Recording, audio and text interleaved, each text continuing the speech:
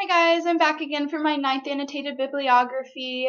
For this week I actually chose to do a book so that I could get my 2 book reviews out of the way. So the particular book that I chose was Exercise and Behavior Change in Older Adults and Interventions with the Trans-Theoretical Model.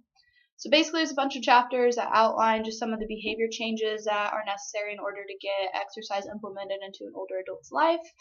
And then they also offer different ways of doing that. One of the ways was the trans-theoretical model.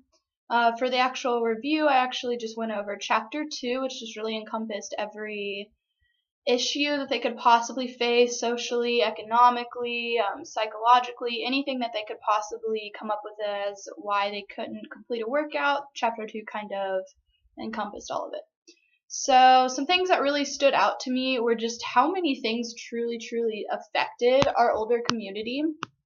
They feel like they cannot go work out sometimes because they just seriously don't have the transportation or the money or means to get there.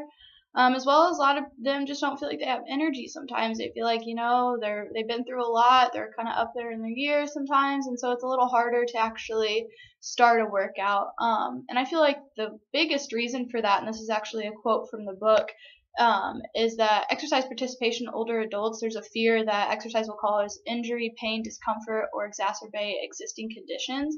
And I think this is honestly like a really, thought out thing. Most of these older adults do have other pre-existing conditions because they've hit a certain point in their life where it's by odds they're probably going to have something. And a lot of them are concerned that working out isn't actually the answer, that it will make it worse. And that can be seen in younger adults too. Whenever we first start working out, we feel a little bit fatigued. We don't feel as much, we don't feel as much ourselves as whenever we're a little kid and we could play outside for 12 hours on end and feel completely fine, just maybe take an extra nap the next day.